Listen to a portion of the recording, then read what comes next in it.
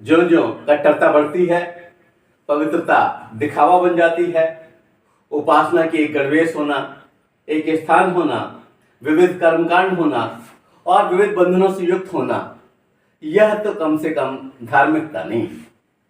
इसमें कहीं ना कहीं कुछ मिलावट है। पूजा और उपासना तो हमें मुक्त करने के साधन हैं। ये तो हमें किसी तरह से बांधने का काम नहीं करते। विचारों के स्वच्छंद पावन विचरण के बीच बिना तनाव के जब विकल्प चुनने की स्वतंत्रता मिलती है, तब जो पावनता आती है वह विशिष्ट होती है।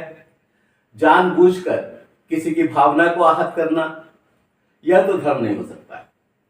और धर्म पुनीत भावनाओं के स्थापन का कार्य करता है, उसके समर्थन का कार्य करता है और यह निश्चल प्रेम का परिचायक है।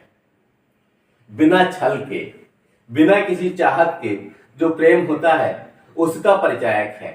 सभी जीवों में दिव्यात्मा है। जब सब जीवों में दिव्यात्मा है तो हमें उस दिव्यात्मा के प्रति आदर भाव रखना ही होगा।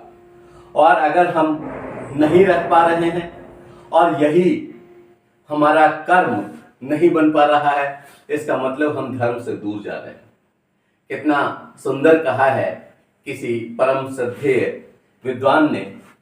उनके शब्द वैसे के वैसे आपके बीच रखता हूं कृतज्ञता से युक्त होकर कि श्वास खींचने से पूर्व ठीक से विचार लो, कि श्वास धारने से पूर्व ठीक से विचार लो, कि श्वास धारने की कौन नीति होनी चाहिए, कि श्वास धारने की कौन नीति होनी चाहिए।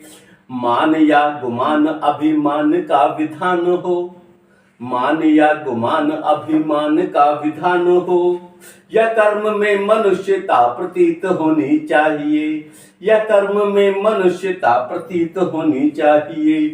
कांच के खिलौने सी छुई मुई जिंदगानी, जिंदगी का कोई भरोसा नहीं, कब किस गली में जिंदगी की शाम हो जाए।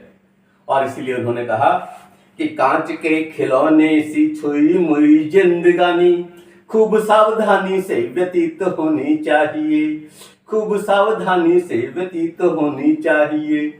और भूल करना तो स्वभाव है मनुष्य का, और भूल करना तो स्वभाव है मनुष्य का, पर मूल में तो भावना पुनीत होनी चाहिए, पर मूल में तो भावना पुनीत होनी चाहिए।